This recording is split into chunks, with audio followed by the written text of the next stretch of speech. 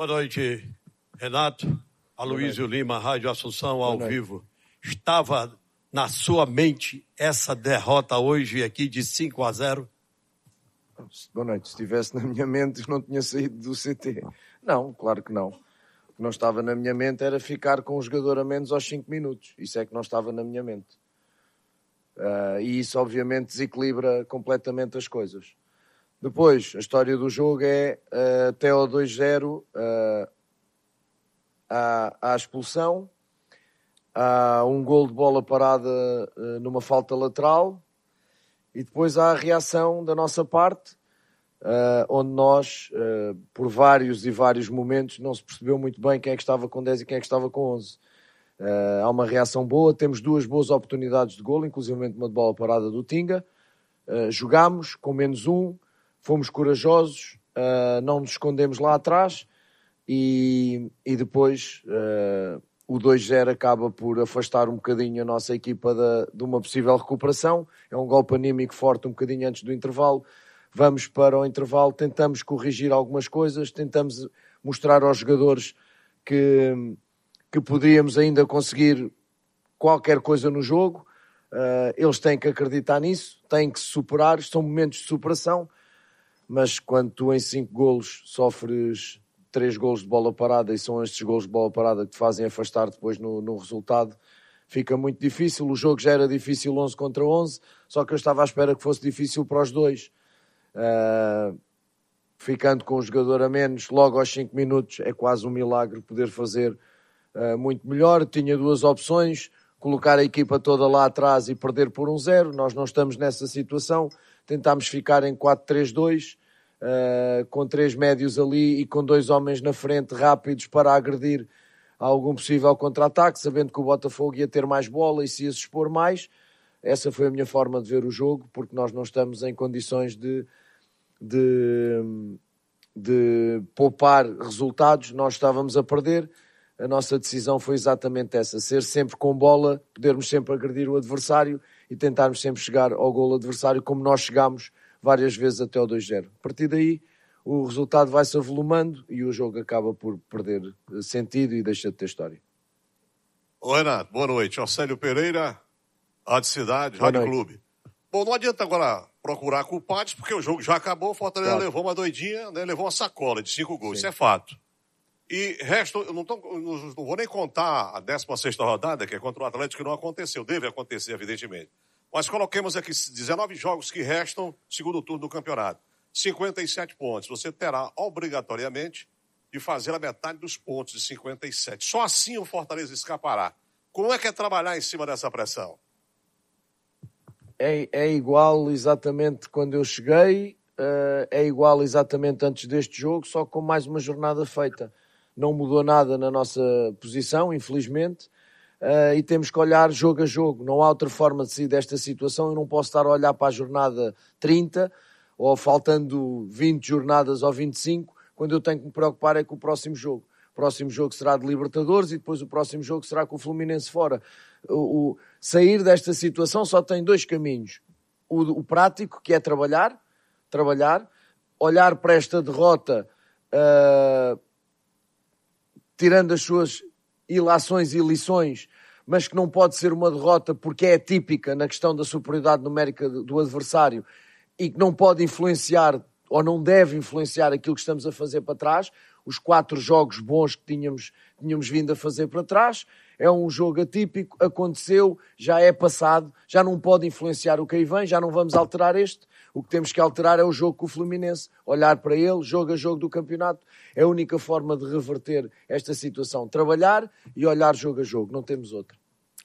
Boa noite, Renato Paiva, boa noite a todos. Jorge Telmo, Rádio Voz da Fiel. Olá, Jorge. Gostaria de saber se você vai fazer a estreia do novo goleiro, Elton Leite, para o próximo jogo.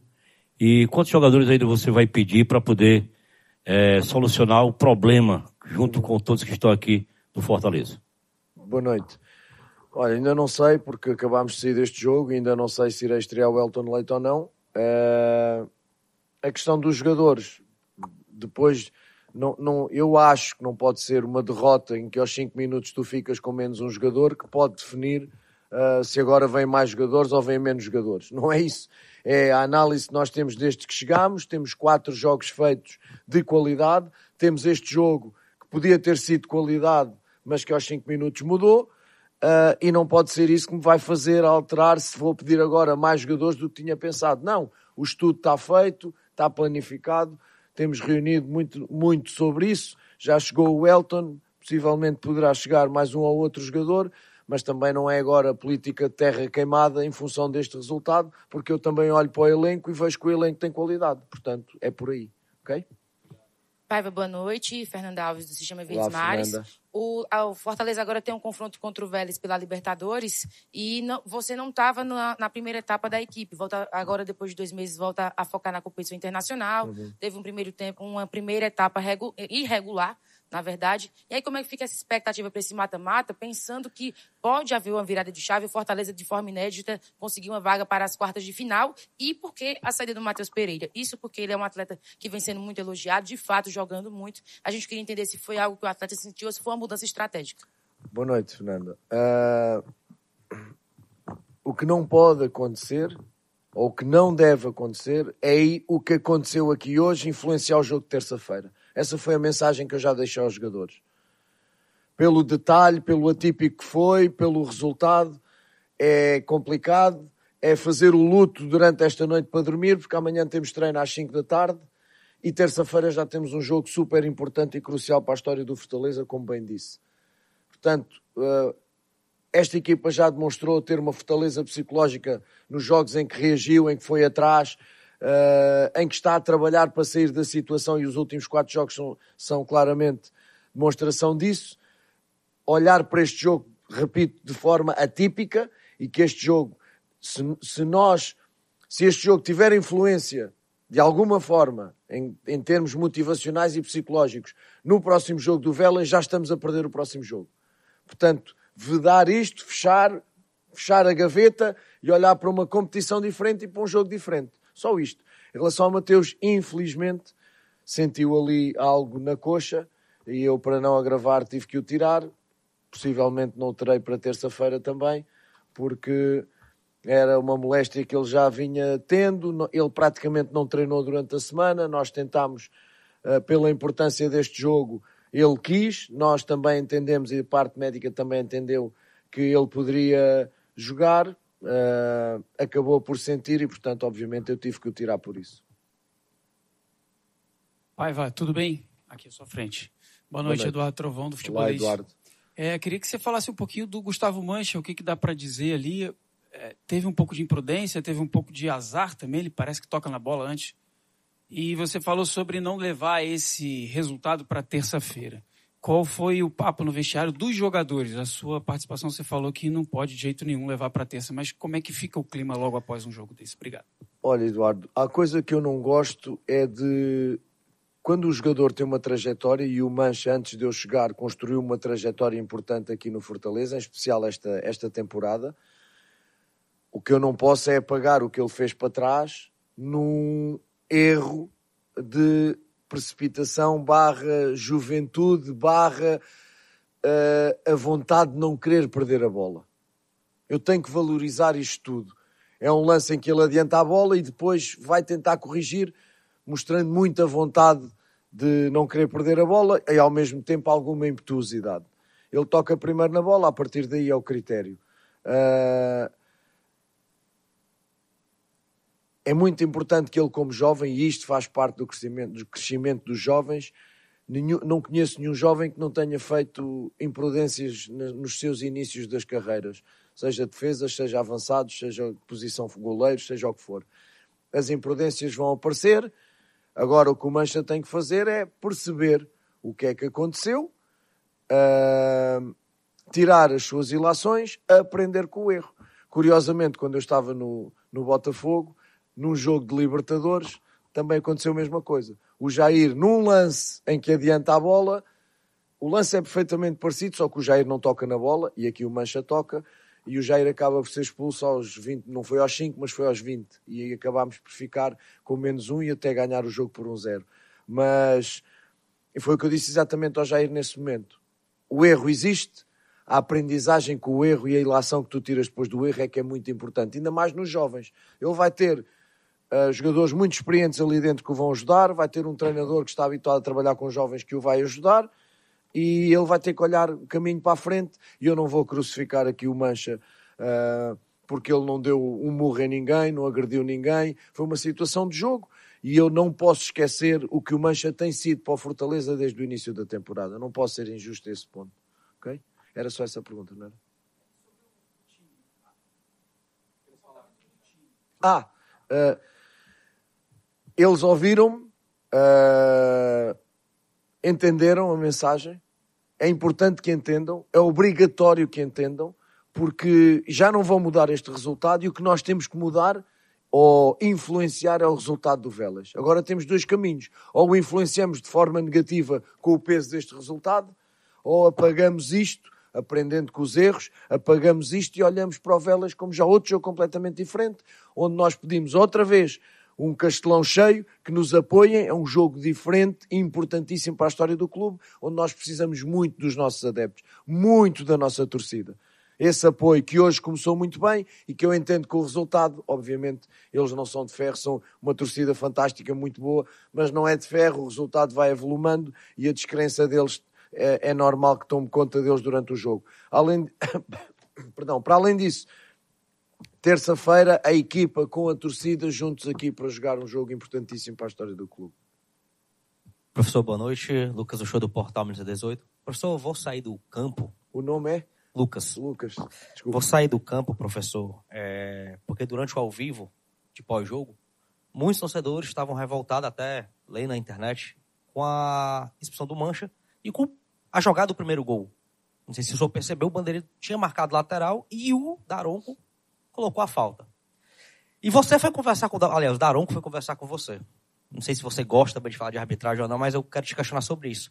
A avaliação da arbitragem do Daronco, até que você falou, lembrei desse lance do Jair, que é até parecido com o do Mancha. E o que teve naquela conversa você, o Daronco? O que foi que ele falou pra ti, pra justificar algum lance? Porque parecia que os lances do Fortaleza estavam muito em cima e o do Botafogo estava dando uma segurada. Hoje é aquele dia crítico. E é aquele dia muito fácil em que eu posso perder a coerência. São 23 anos aqui sentado em que eu não falei de arbitragem. E hoje era muito fácil eu ir falar de arbitragem. Tenho muito respeito pelo teu trabalho e pelo vosso trabalho, não vou falar de arbitragem. Os árbitros estão para decidir, alguém está para avaliar os árbitros, o árbitro veio falar comigo, eu não falei com o árbitro. Ponto final, parágrafo. Eu não sou obrigado a falar com ele, não falei com o árbitro. Ele veio justificar-se de coisas e eu não falei com o árbitro. E como eu não falei com o árbitro, levei amarelo. Eu vou repetir. Como eu não falei com o árbitro, levei amarelo. Eu não insultei a ele, com ele, a conversa não, o monólogo. O monólogo está nas câmaras, está gravado, quem quiser ver. Eu até me afastei, eu deixei-o a falar, não quis conversar. Como eu não quis conversar, levei amarelo. E, portanto, hoje era um dia muito fácil para falar de arbitragem, como eu tenho muito respeito pelo trabalho deles, muito respeito pelo trabalho deles, e continuo a ter, não vou ceder a incoerências. Detesto ser incoerente, detesto incoerências. Se durante 23 anos eu não falei de arbitragem, hoje também não vou falar. Há departamentos específicos para falar disso. Peço-te imensa desculpa. Olá, Paiva, tudo bem? Aqui, sua esquerda um pouquinho. Pronto. Oi. Mário Teles, Web Rádio, Voz do Repórter, programa Decifrando a Bola. Eu vou desconsiderar, Paiva, os lances com bola rolando, porque a gente sabe que com um a menos é mais complicado defender com um atleta a menos. Mas essa indagação, na verdade, com os lances de bola parada. Fortaleza, desde o início da temporada, tem uma dificuldade tremenda em bolas aéreas. Hoje, nas minhas contagens, perdeu 14, tá? Falando bolas aéreas defensivas. Ele tomou 2 gols de bolas aéreas direta, que o homem a menos não é para influir, né? Porque, na verdade, você conta ali a parte posicional. Primeira pergunta, eu queria pedir para fazer 2 em 1, se você permitir. A primeira é entender por que o Fortaleza tem tanta dificuldade em bolas aéreas defensivas, tá? E em cima disso, que também envolve ali o setor, Fortaleza foi noticiado, pagou 1.900.000 né, ao Deportivo La Coruña para antecipar a vinda do Elton Leite para cá. Imagino que até pela necessidade. Queria saber de você por quê, complementando a pergunta do Jorge, por que ele não atuou hoje? Se foi escolha sua ou se ele estava sentindo a parte física ainda? Olha, a média de altura do plantel, do elenco, é 1,78 m. É a média do elenco. Portanto, aí já te dificulta seres forte e agressivo nas bolas paradas. No entanto, nós já fizemos gols de bola parada também.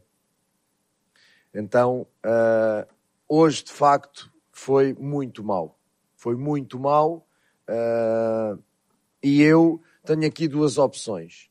Deixo o Daverson, ou meto o Lucero, ou meto o Adam, e perco alguma capacidade de velocidade na frente nos 90 minutos, no jogo corrido, como tu bem dividiste, e muito bem, entre jogo corrido e jogo bola parada.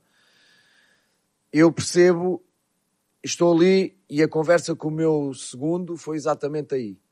Sai o Daverson ou não sai o Daverson? Se sai o Daverson, nós vamos ter problemas na bola parada, vamos ter problemas naquela bola mais longa do tiro de meta em que alguém fique com ela. Mas no jogo jogado, a mobilidade de dois jogadores rápidos, sem posição, que possam agredir o adversário, e o Herrera fez isso várias vezes até. Aliás, depois da expulsão, a primeira oportunidade de golo é do Herrera. E, portanto, é entre escolher uma coisa e outra. E esta é a vida do treinador. Possivelmente eu deixo o Daverson, se calhar não sofro tantos gols de bola parada, mas se calhar também não consigo agredir a equipa adversária. Portanto, a decisão que eu tomei foi essa, porque conheço também a equipa do Botafogo, sei que é uma equipa que gosta muito de ter a bola, que trabalha muito a bola, que leva muita gente para a frente e que nesse momento, defendendo bem, no jogo corrido, eu poderia, com o Herrera e com o Breno, poderia, e com a ajuda dos laterais, fazer-lhes mal. Não aconteceu, é uma decisão, mas de facto é uma correção. E eu tenho uma perspectiva de futebol, repito, diferente do meu colega que estava aqui. Eu não fiz o elenco, mas é uma coisa que eu gostaria e estou a tentar corrigir, que é exatamente a média de alturas. Porque a bola parada é decisiva, é importantíssima e tu precisas ter centímetros em determinadas posições. Em determinadas posições. Zagueiros, um médio centro mais defensivo, um 9, um ou outro lateral e goleiro, tem que ter de facto ali uma espinha dorsal em termos de altura muito importante para nós podermos competir com outras equipas que de facto têm essa preocupação quando elaboram um elenco.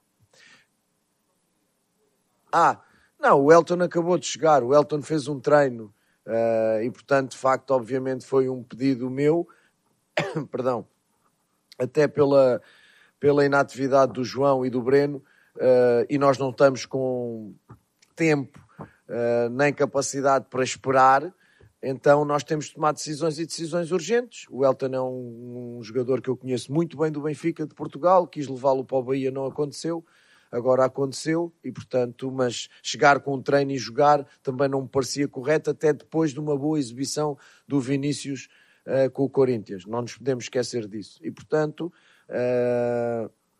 também não me parece que tenha sido pelo Vinícius que nós tenhamos perdido este jogo, na minha opinião. Vamos agora integrar o Elton o mais rápido possível e vamos ver se terça-feira vai jogar ou não. Tá? Renato Paiva aqui, ó. Luiz Eduardo Gomes, da TVC. Lá, Luiz. Comparando um pouco uma frase que você disse na Copa do Mundo de Clubes, né? O cemitério do futebol está repleto de favoritos. Essa frase foi genial para mim, né? A frase da Copa do Mundo. Você estava num Botafogo que tem um super investimento, não à toa. Teve um Danilo que veio da Premier League, hoje arrebentou na partida. Tem, enfim, grandes jogadores e um potencial de investimento hoje que é maior que o do Fortaleza. E eu queria que você comparasse essa realidade, que você estava no Botafogo, onde, teoricamente, né, hoje, pela realidade que o Botafogo vive, ele é favorito contra a maioria das equipes. E hoje, dentro dessa frase, né, o cemitério do futebol está repleto de favoritos, você comparasse com a realidade que você encontra hoje no Fortaleza. Não que o elenco do Fortaleza seja abaixo, até porque nas últimas temporadas deu resposta, mas nesse ano o time não está acontecendo. Eu queria que você comparasse dentro desse contexto, onde o Fortaleza, muito mais pelo momento, não é favorito contra a maioria das equipes. É verdade, não há como não comparar orçamentos e investimentos, não é? Há equipas que de facto investem muito, porque têm essa capacidade, há outras que têm que ser inteligentes, não gastando muito, trazendo qualidade. E nisso o Fortaleza, nos últimos anos, tem sido claro aquilo que tem feito, a questão do scouting, da decisão do seu presidente, da direção e do scouting, tem contratado com muita qualidade, e daí os últimos anos também de sucesso do meu colega anterior, do Juan Pablo. Esse é o desafio. Esse é o desafio. Com o orçamento que temos, contratar bem. Ser fortes, ser incisivos, ser diretos no mercado e trazer jogadores que acrescentem dentro de uma realidade que obviamente não é a mesma quando estás num Flamengo, num Botafogo, num Palmeiras, etc, etc. A partir daí, chegas a uma realidade de um clube grande como é o Fortaleza, para mim, e trabalhas em função do que tens. Pronto. Mais nada. Agora estás a pensar que foi do Botafogo, porque o Botafogo tem investimentos. Não, agora nós chegámos aqui com muita paixão, com muito orgulho. Aqui estamos a trabalhar e vamos encontrar as melhores soluções para que o Fortaleza seja competitivo, seja no campeonato, seja na Libertadores. Depois, o cemitério do futebol está cheio de favoritos. Vai acontecendo constantemente em todas as competições, no Campeonato Brasileiro, ainda agora na Copa do Brasil, aconteceu, não é? O cemitério levou mais uns quantos. Portanto, e nós vamos olhar para isso.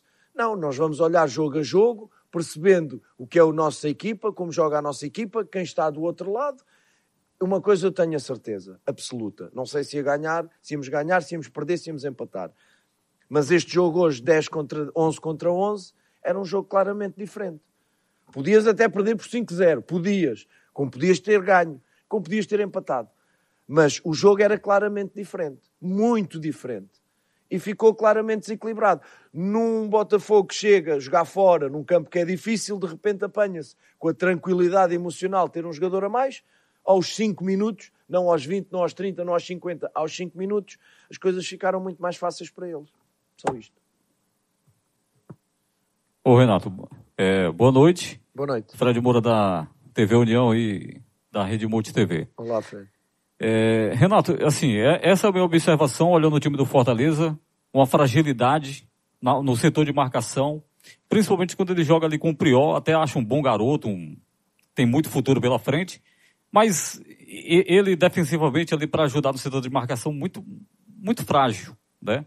Fortaleza ainda carece ainda de um volante, vamos dizer aquele volante que imponha respeito moral ali no meio de campo, porque eu particularmente não vejo esse volante no Fortaleza, né? Tem um Sacha, um bom jogador, né? Mais limitado também nas suas limitações. Esse jogador ainda vai vir, o Fortaleza está procurando no mercado, porque esse tipo de volante que moralize ali no setor do meio de campo, que bata no peito e diga assim, eu mando, eu que distribuo aqui a bola, a gente não vê, né? E o volante que não só marque, né, mas saia para o jogo também, eu não vejo esse volante, por exemplo, o estilo do Marlon Freitas, que era para estar no Fortaleza, né? O Fortaleza perdeu a disputa para o Botafogo, porque, infelizmente, a SAF do Fortaleza não é uma SAF que o torcedor deseja, né? Que a SAF que o Fortaleza deseja é uma SAF que brigue no mercado com o Botafogo, com o Corinthians, por contratações.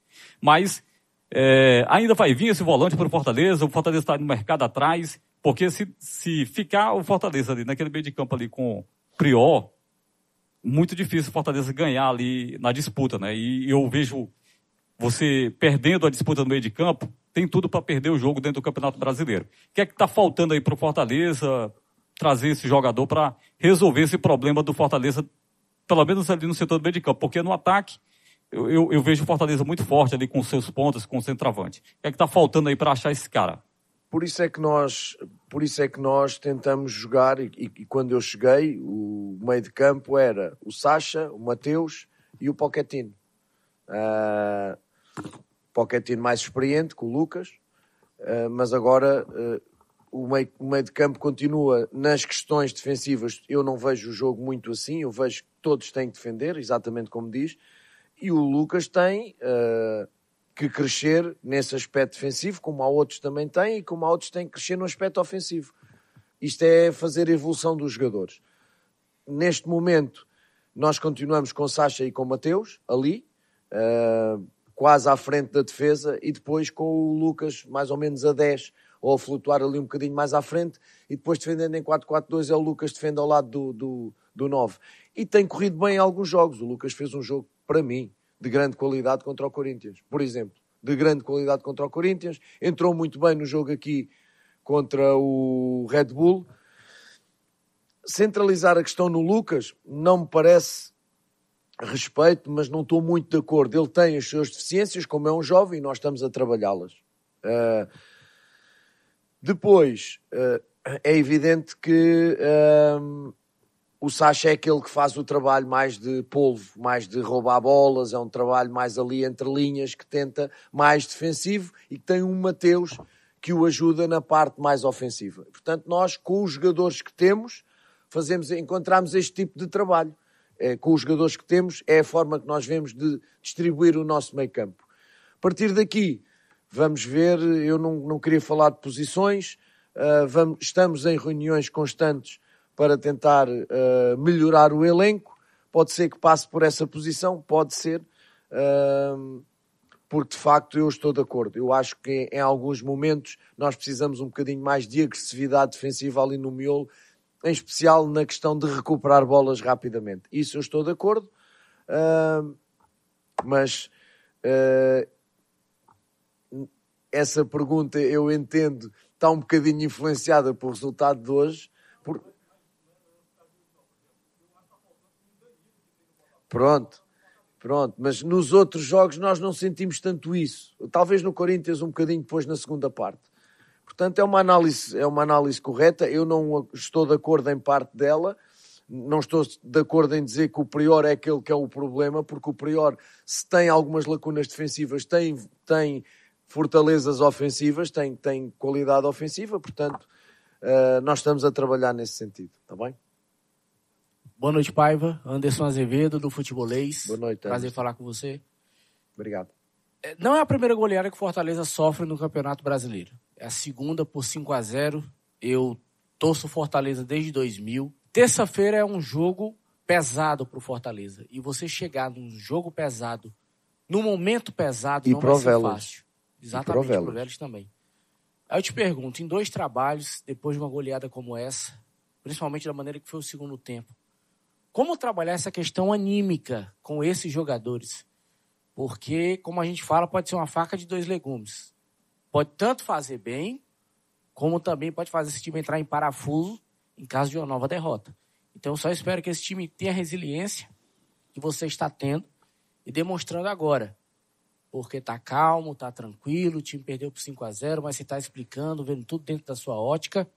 Então, eu só espero que o time tenha essa mesma resiliência, porque o time já está castigado, o torcedor também já está castigado, e não é fácil segurar essa parada.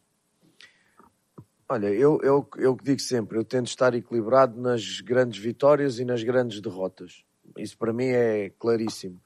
E depois eu tenho que passar aos meus jogadores informações baseadas em convicção. Eu não posso chegar ali e pedir aos jogadores calma e eu estar aos gritos que nem um maluco. Não posso, porque é incoerente. Então aquilo que neste momento eu não te consigo responder, porque, como tu dizes, há aí 2 planos. Como é que vai ser o impacto desta derrota na equipa? É inevitável, não há como deixar de falar sobre isso. E a sua pergunta é muito pertinente. Não há uma resposta imediata, a resposta terá que ser terça-feira.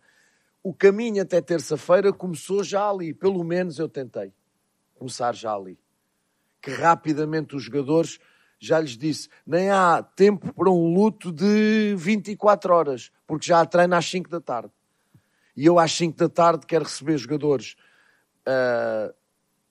com uma cara revoltada em relação ao que aconteceu, mas com muita vontade de querer dar a volta, reverter o que aconteceu e olhar para o jogo do Vélez, que se Deus quiser será 11 contra 11. Isso é que é importante que eles entendam. Entendam que aconteceu um detalhe aos 5 minutos que muda a história completamente do jogo, mas que o jogo já fechou. Repito o que lhes disse, não dá para alterar. Aguentem agora a pancada, é dura, tem famílias em casa, tem amigos, tem filhos, vai, recebe o carinho que tem que receber, ganha energias, dorme, quem conseguir, que eu não vou conseguir, até porque tenho trabalho para fazer, dorme, e amanhã às 5 da tarde quer caras de ambição, quer caras de inconformismo, quer caras de que, porra, não estou satisfeito com isto, também não é o que tem acontecido nos últimos jogos, e é aquilo que eu digo para o Mancha. Não vou apagar o que está para trás só por causa de um erro. E eu disse a eles, não vamos apagar os 4 jogos anteriores, tiveram alguns momentos muito bons, tiveram outros momentos menos bons, de oscilação, mas numa média geral foram bons jogos da nossa parte. Não vamos apagar isso com um jogo em que tu aos 5 minutos ficas com 10 jogadores. Para mim, sem qualquer tipo de desculpas, se tivesse sido 5-0, 11 contra 11 os 90 minutos, pá, aí as coisas poderiam ser de outra forma. Mas há aqui um detalhe que serve de desculpa? Não, que justifica claramente essa influência. E a partir daqui, amigos, esquece, fechou, acabou, e agora máxima ambição para um jogo que é histórico. E eu tenho que jogar com uma coisa que eles têm que jogar também. A ambição de jogar Libertadores. A ambição de fazer história pelo Fortaleza, que nunca passou desta fase. O destino está a pôr nestes senhores, em nós, neste grupo, a possibilidade de fazermos história e de passarmos esta fase.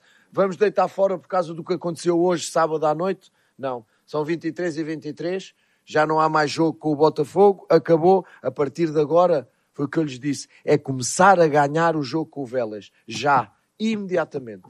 Tá? Professor, boa noite. Wesley Lopes, Rádio Clube. Olá, Wesley. Equipe Fute Nordeste. Professor, dentro do futebol, a fé e o esporte caminham lado a lado, cada qual com a sua, e isso precisa ser respeitado. Existe um versículo na Bíblia que fala trazer à memória aquilo que traz esperança. Em 2022, o Fortaleza vivia uma fase muito parecida com essa. Eu sei. Quando chegava aí, eu lembro-me. O auge de disputar uma oitava de final de Copa Libertadores e com 15 pontos também tentando sair da zona de rebaixamento. O que falar agora para esse torcedor que vive o dilema de torcer para a sua equipe sair dessa incômoda zona de rebaixamento e, ao mesmo tempo, tentar desfrutar uma oitava de final de Libertadores contra uma equipe super tradicional que é o Vélez? Olha, a tua pergunta é ótima e a resposta é exatamente a mesma que eu dei ao teu colega. Que eu disse aos jogadores, digo ao torcedor. Digo ao torcedor. Obviamente que nesta cadeira, pedir apoio quando acabámos de perder 5-0 é duro e o torcedor se calhar nem me quer ouvir.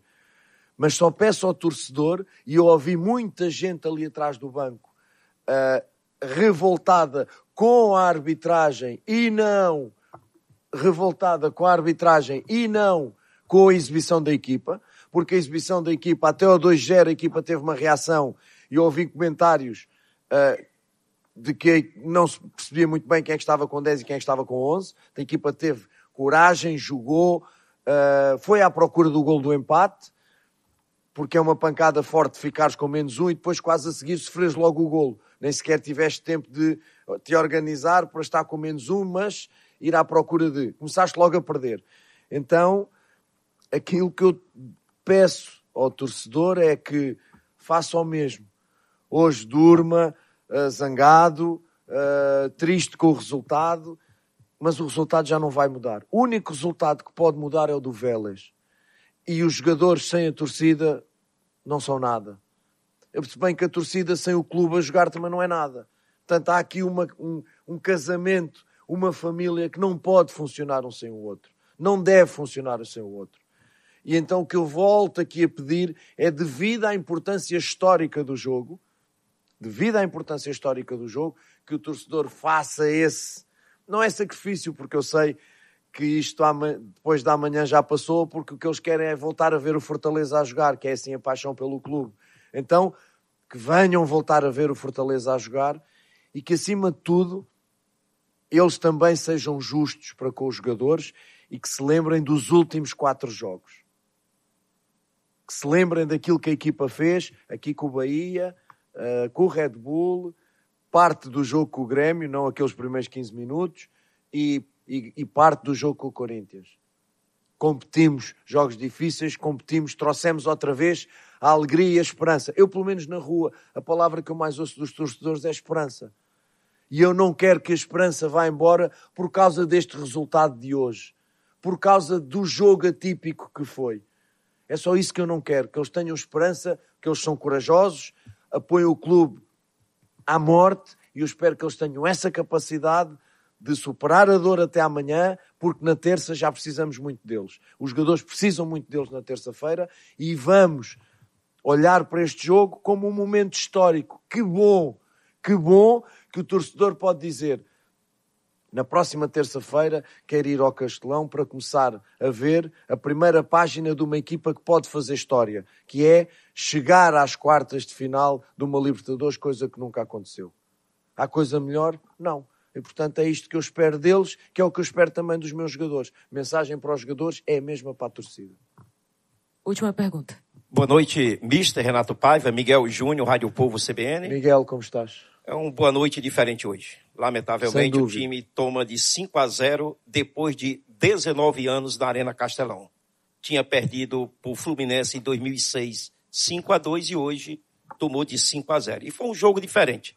Jogador expulso aos 5 minutos. Você toma o primeiro cartão amarelo pelo Fortaleza, né? Como treinador. Segundo da minha carreira. Segundo da sua carreira? Segundo cartão amarelo da minha carreira. Só tenho uma expulsão. Em 23 anos eu tenho uma expulsão no sub-17 do Benfica, porque dei um pontapé numa bola, não insultei ninguém, dei um pontapé numa bola, e tenho o segundo cartão amarelo da minha carreira enquanto treinador. É um treinador muito disciplinado. Outro detalhe, hoje o público veio, hoje ultrapassou a 31 mil pessoas, foi um dos melhores públicos do Fortaleza na temporada. Até o Bandeirinha se lesionou, está no hospital com suspeita de cavícula, foi de tudo hoje. E o time perdeu de 5-0. Agora é Vélez. Eu não vou perguntar se é prioridade ou não. Vou perguntar, é mata-mata. É uma maneira diferente de disputa. Você já participou de muitos mata-mata. Você coloca um seu time diferente para uma disputa de mata-mata, porque aquele velho famoso é um jogo de 180 minutos. Mister Renato Paiva. É claramente. Aqui não há caminho. Aqui há 2 jogos e ou ganhas e te apuras ou não e és eliminado. O que eu não vou fazer é mudar radicalmente a nossa forma de jogar e a nossa equipa, porque é um jogo de mata-mata. A identidade é uma coisa muito importante em tudo. A identidade de Fortaleza tem uma história. E a identidade que nós estamos a tentar construir na equipa é uma forma de jogar. Então, obviamente, como bem disse, isto é uma eliminatória em 180 minutos, ou um bocadinho mais, possivelmente. E que se vai disputar na Argentina a segunda volta, a segunda mão. Portanto, claro que sim. Claro que tem que ser um jogo jogado com base estratégica, mas também perceber que o primeiro jogo é aqui. E que nós aqui precisamos construir um bom resultado. Sem dúvida nenhuma.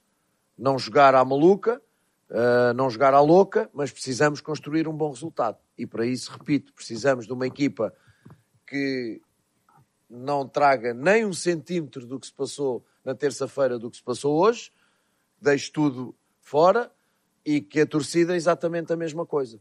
Todos juntos, todos frescos, mentalmente preparados para encararmos a história, para encararmos a possibilidade de fazer história. E é só isto, mais nada. Estratégico, mas sem, obviamente, mudar a minha identidade, porque essa identidade é construída no treino.